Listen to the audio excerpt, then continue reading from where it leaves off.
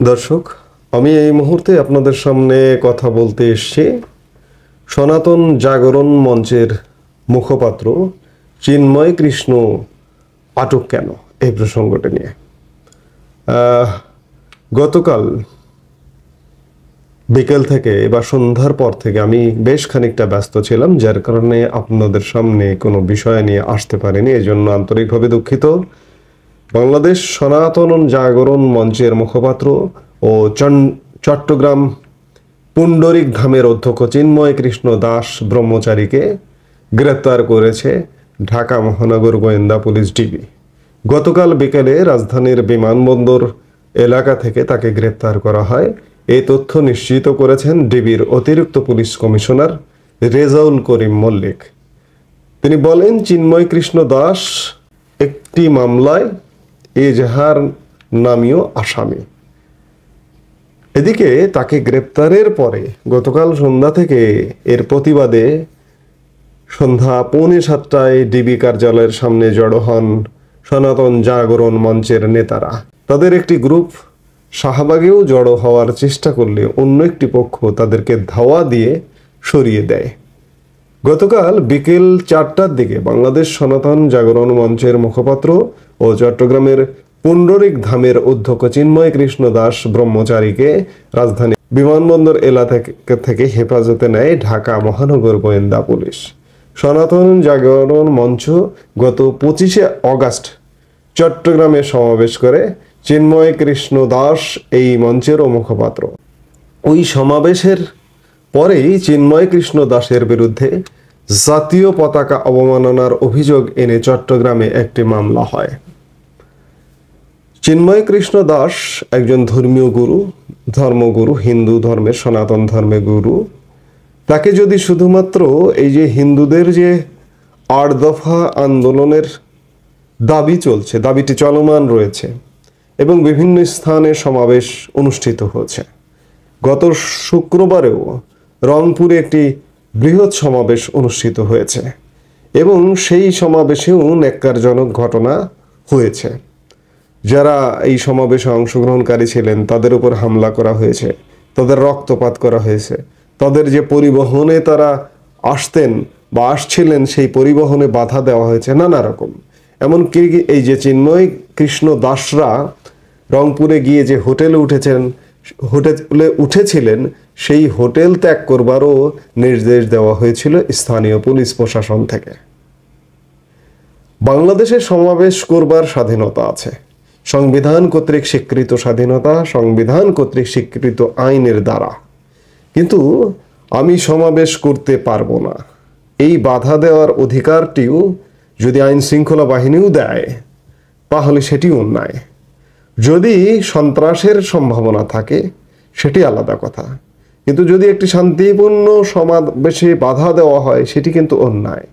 এখন চিন্ময় কৃষ্ণ দাসের নামে হঠাৎ করে রাষ্ট্রদ্রোহ মামলা হলো, চট্টগ্রামে মামলা হলো জাতীয় পতাকা অবমাননার দায়ে। এখনকার যে মামলাগুলো হচ্ছে, মামলাগুলো কত পার্সেন্ট অথেন্টিক, খাঁটি, সে বিষয়টি কিন্তু বিবেচনার যোগ্য। এই চিন্ময় কৃষ্ণ দাসকে যদি শুধুমাত্র হয়রানি করবার জন্য গ্রেপ্তার করা হয় তাহলে এটি নিন্দার। সরকার কি এই যে সনাতন জাগরণ মঞ্চের বিভিন্ন জায়গায় সমাবেশে ভয় পাচ্ছে? হয়তো পাচ্ছে, কারণ বিপুল সংখ্যক জনগোষ্ঠীর সমাবেশ হচ্ছে বিভিন্ন স্থানে। হিন্দুদের এমনটা আগে কখনো আমি আমার জীবনে দেখিনি যে এত বড় বড় সমাবেশ। এবং এই সমাবেশগুলোকে কেন্দ্র করে সরকারের তরফে বলা হচ্ছে আওয়ামী লীগ। এই যে আওয়ামী লীগ ট্যাগ, যে যখনই যে দাবি আদায়ে বা কোনো অধিকার আদায়ের দাবিতে নামছেন তাকেই আওয়ামী লীগ বলা হচ্ছে। এই সরকারের পক্ষ থেকে বা সরকারপন্থী যারা, তাদের কথাবার্তায় মনে হয় যে এখানে কি আওয়ামী লীগ ঢুকে পড়েছে, কিংবা রিক্সা ভ্যান শ্রমিকের আন্দোলনে আওয়ামী লীগ ঢুকে পড়েছে। আনসাররা সচিবালয়ে একবার আন্দোলন করেছিল কদিন আগে, মাস আগে, 2 মাস আগে। তাতেও বলা হচ্ছিল যে answer League, rickshaw van League. এখন কি সনাতনী লীগ? সরকার লীগকে, আওয়ামী লীগকে এত ভয় কেন? যে আওয়ামী লীগ নিজেদের জান নিয়ে পালাতে পারছে না, সেই আওয়ামী লীগকে ট্যাগ দিয়ে এই সনাতন জাগরণ মঞ্চের যে আন্দোলন, অধিকার আদায়ের আন্দোলন, সেই আন্দোলনকেও প্রশ্নবিদ্ধ করা হচ্ছে। চিন্ময় কৃষ্ণ দাসের বিরুদ্ধে রাষ্ট্রদ্রোহ মামলা হয়েছে। এই মামলাটি ষড়যন্ত্রমূলক কিনা এটি খতিয়ে দেখা দরকার, এবং চিন্ময় কৃষ্ণ দাসকে হয়রানির উদ্দেশ্য যদি গ্রেপ্তার করা হয়, এর পরিণাম সরকারের জন্য ভালো হবে না। চিন্ময় কৃষ্ণ দাসের নামে বিভিন্ন অভিযোগ আসছে পত্রপত্রিকায়, আজকে পত্রিকায়ও দেখলাম। অভিযোগগুলো যদি সত্যি হয়, সংশ্লিষ্ট সংগঠন ব্যবস্থা নেবে বা ব্যবস্থা নিয়েছে। যেমন বলা হচ্ছে বিভিন্ন প্রতিবেদনে, ইসকন থেকেও তাকে বিগত 4 মাস আগে, গত জুলাই মাসে বহিষ্কার করা হয়েছে। তার নামে বিভিন্ন অভিযোগ আছে, তার চরিত্র সম্পর্কেও প্রশ্ন তোলা হয়েছে, তার কর্মকাণ্ডে নিষেধাজ্ঞা দেওয়া হয়েছে ইসকন থেকে, এমনটা বলা হচ্ছে। সেগুলো তার ব্যক্তিগত ব্যাপার, ব্যক্তি চরিত্র, কিন্তু সেটি সেই সংগঠন আছে, এবং যদি বাংলাদেশ বিরোধী কোনো অপতৎপরতা চালায় তাহলে তাকে গ্রেপ্তার করুন, তাকে শাস্তি দিন, তাতে কোনো আপত্তি নেই।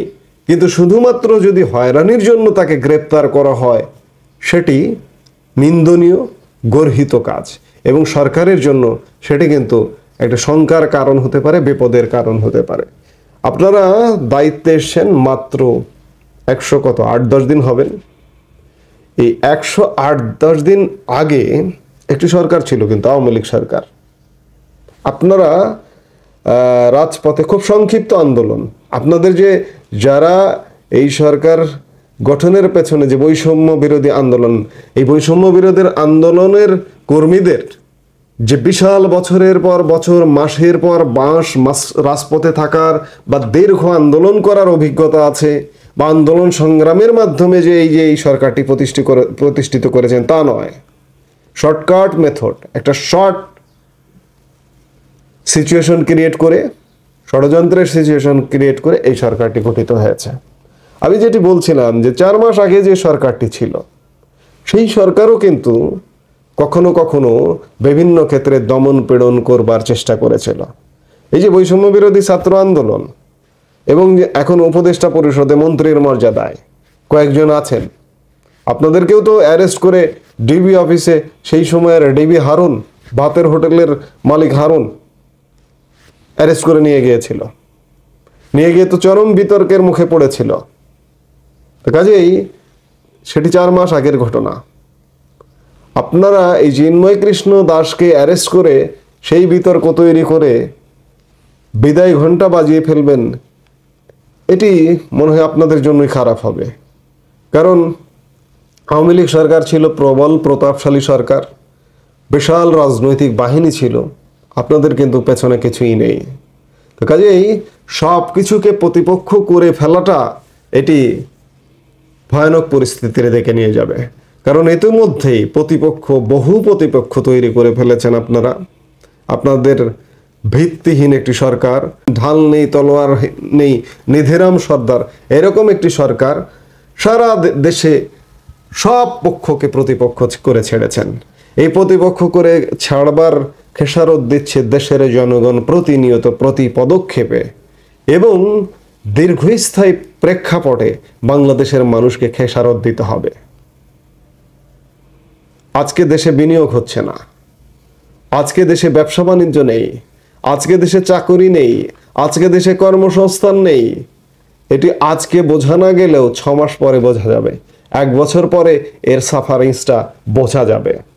বাংলাদেশকে কোথায় নিয়ে যাওয়া হচ্ছে। আমি কোনো রাজনীতি বুঝি না, আমি কোনো রাজনীতি করিও না, বাংলাদেশের একজন সাধারণ নাগরিক হিসেবে বলছি। কাজেই এই যে অরাজক একটা পরিস্থিতি, এই পরিস্থিতিকে উত্তরণ ঘটানোর দায়িত্ব আপনাদেরই। আপনারা যারা সরকারে আছেন তাদেরই। কেন এমন অরাজকতা তৈরি হচ্ছে? আপনারা এই দোষ দিচ্ছেন, ও দোষ দিচ্ছেন। গতকালকেও ব্রিফিংয়ে দেখলাম যে এখানে বিদেশ থেকে অর্থায়ন হচ্ছে, এখানে আওয়ামী লীগ জড়িত আছে, এখানে অমুক আছে, তমুক আছে। এত কথা তো শুনতে চাই না ভাই। আবার বলছেন যে আমরা ভুল করতে পারি। আপনার ভুল করার জন্য তো আমি আপনাকে এই দায়িত্ব দেখতে চাই না। আপনি ভুল করবেন, আপনি ভুল করে অভিজ্ঞতা অর্জন করবেন, আর আমি দেশের জনগণ সাফার করব, তা তো হতে দেব না। 53 বছরের বাংলাদেশ, মনে রাখতে হবে এখানে বিভিন্ন ক্ষেত্রে অভিজ্ঞ লোকের কোনো শর্টেজ নাই, প্রচুর অভিজ্ঞ লোক আছে কাজ করবার জন্য।